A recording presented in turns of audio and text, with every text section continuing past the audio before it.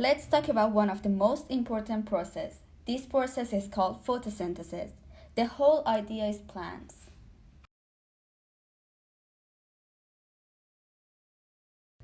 Plants used to take carbon dioxide plus some water plus some sunlight, turn it into some sugar or carbohydrate plus oxygen. And carbohydrates or sugars are fuel for animals.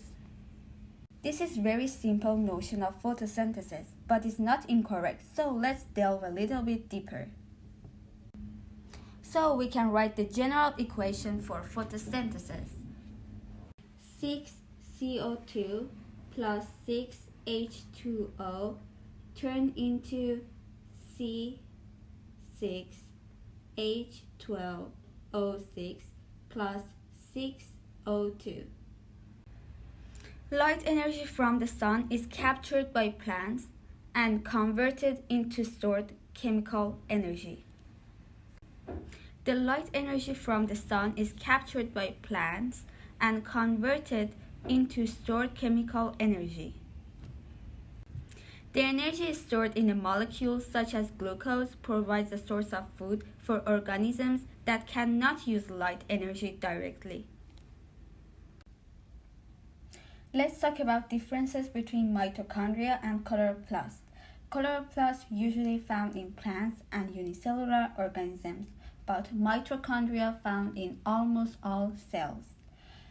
Chloroplasts convert solar or light energy into chemical energy as sugar, but in mitochondria converts chemical energy as sugar into another form of chemical energy as ATP, which is simpler and could be used by the cell.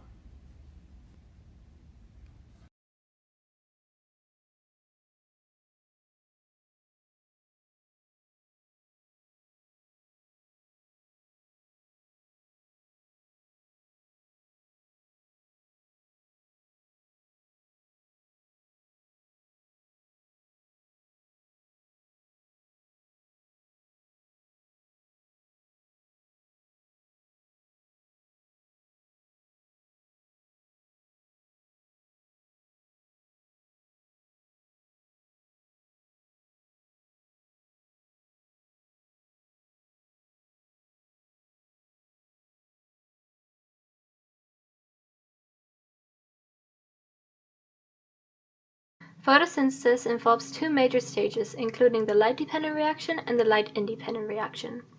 The light-dependent reaction occurs in the thylakoids of grana of the chloroplasts. A stack of thylakoids make up a granum. Light supplies the energy for this reaction to occur. The ultimate light source of light is the sun. To absorb light, plants have special molecules called pigments.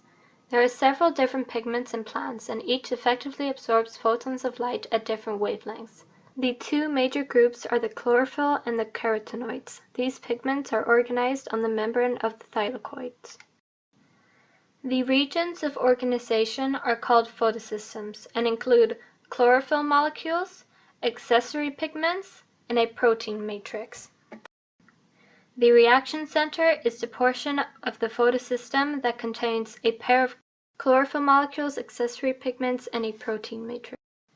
Bacteria that carry out photosynthesis have only one type of photosystem. However, modern-day plants have two types of photosystems. Each absorb light most efficiently at different wavelengths.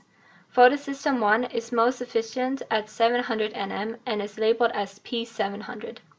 Photosystem 2 is most efficient at 680 nm and is labeled P680. These two photosystems work together to bring about a non-cyclic electron transfer. Process of photosystem 1 and 2. A photon of light is absorbed by pigment in photosystem 2 and is transferred to other pigment molecules until it reaches one of the chlorophyll A, P680, molecules in the reaction center. The photon energy excites one of the chlorophyll electrons to a higher energy state. This electron is captured by the primary acceptor of the reaction center. Water is split by an enzyme to produce electrons, hydrogen ions, and an oxygen atom. This process is driven by the energy from light and is called photolysis. Electrons are supplied one by one to the chlorophyll molecules, the reaction center. The excited electrons pass from the primary acceptor down an electron transport chain, losing energy at each exchange. The first of three carriers is plastiquinone. The middle carrier is the cytochrome complex. The energy lost from the electrons moving down the electron transport chemiosmosis, similar to that in respiration, to bring about phosphorylation of ADP to produce ATP. A photon of light is absorbed by a pigment in photosystem 1. This energy is transferred through several accessory pigments until received by the chlorophyll A P700 molecule. This results in an electron with a higher energy state being transferred to the primary electron acceptor. The de-energized electron from photosystem 2 fills the void left by the newly energized electron. The electron with a higher energy state is then passed down a second electron transport chain that involves the carrier viridoxine. The enzyme NADP reductase catalyzes the transfer of the electron from viridoxine to the energy carrier NADP+. 2 electrons are required to reduce NADP+ fully to NADPH. NADPH and ATP are the final products of the light-dependent reaction. They supply chemical energy for the light-independent reaction to occur. Oxidation and reduction of NADH. ATP production in photosynthesis is very similar to ATP production in respiration. Osmosis allows the process of photosphorylation of ADP. In this case, the energy to drive chemiosmosis comes from light. As a result, we refer to the production of ATP in photosynthesis as photophosphorylation. Independent reaction. The light-independent reaction occurs within the stroma or cytosol-like region of the chloroplast. The ATP and NADPH produced by the light-dependent reaction provide the energy and reducing power for the light-independent reaction to occur. Glucose is a product of photosynthesis. The result of the light-independent reaction must then therefore be the production of glucose. The light-independent reaction involves the Kelvin cycle, which occurs in the stroma of the chloroplast. Because it is a cycle, it begins and ends with the same substance. This cycle is very similar to the cyclic metabolic pathway occurred in respiration, the Krebs cycle. The first step in the Kelvin cycle is ribulose biosphosphate, RUBP, a 5-carbon compound, which binds to an incoming carbon dioxide molecule in a process called carbon fixation. This fixation is catalyzed by an enzyme called RUBP carboxylate, in other words, ribisco. The result is an unstable 6-carbon compound. The second step in the Kelvin cycle is that the unstable 6-carbon compound breaks into 3-carbon compounds called glycerate 3-phosphate, also known as GP. The third step is that 3-carbon molecules of GP are acted upon by ATP and NADPH from the light-dependent reaction to form 2 3-carbon molecules called triose phosphate, or TP. This is a reduction reaction. The fourth step in the Kelvin cycle is that the molecules of TP may then be going in either 2 directions. Some leave the cycle to become sugar phosphates that may become more complex carbohydrates. Most, however, continue in the cycle to reproduce the originating compound of the cycle, RUBP. The fifth and last step of the Kelvin cycle is to regain RUBP molecules from TP. The cycle uses ATP. It can be seen that for every 12 TP molecule, the cycle produces 6 carbon sugar and 6 molecules of 5-carbon compound RUBP. Overall, the carbons are accounted for, and the law of conservation of mass is demonstrated.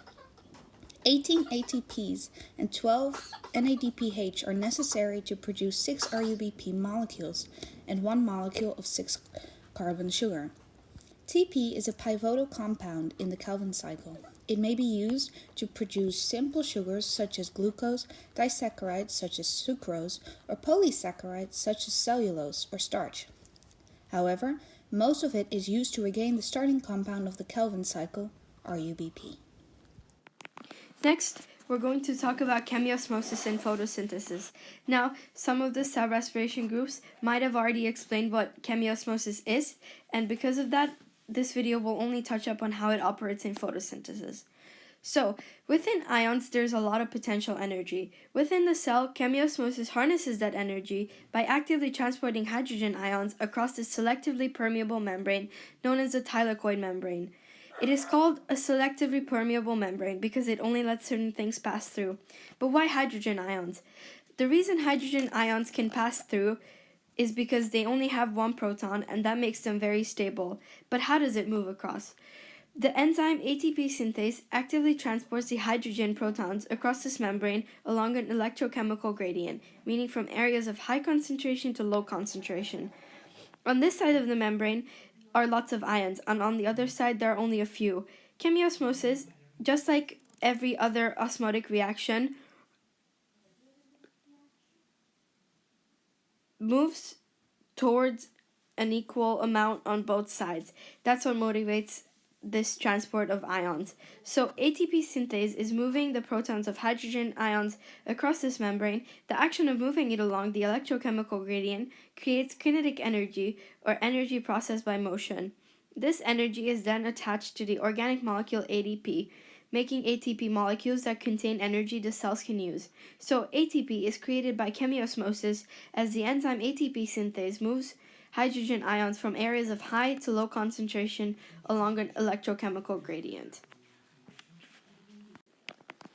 Now, we're going to talk about the properties of chemiosmosis and how they differ in photosynthesis in comparison to cell respiration.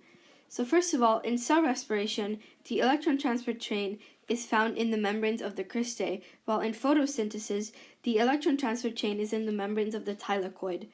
Then, in both cell respiration and photosynthesis, energy is released when the electrons are exchanged from one carrier to another.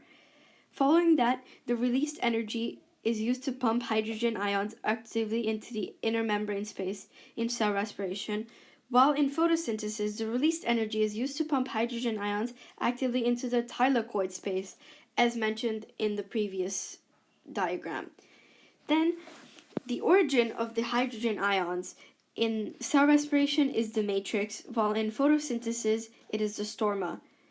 After that, the hydrogen ions diffuse back into the matrix through the channels of ATP synthase in cell respiration, whereas in photosynthesis, the hydrogen ions diffuse back into the stroma through the channels of ATP synthase. Then lastly, in both cell respiration as well as photosynthesis, ATP synthase catalyzes the phosphorylation of ADP to form ATP, which the cells can use as a form of energy. To conclude, the light-dependent reaction occurs within the thylakoids. It uses light energy to form ATP and NADPH, splits water into photolysis to provide replacement electrons and H+ ions, and to release oxygen to the atmosphere. Lastly, the light-dependent reaction includes two electron transport chains and photosystem 1 and photosystem 2. As for the light-independent reaction, this reaction occurs in the stroma, uses ATP and NADPH to form triose phosphate, returns NADP, inorganic phosphate, and NADP to the light-dependent reaction, and lastly involves the Calvin cycle.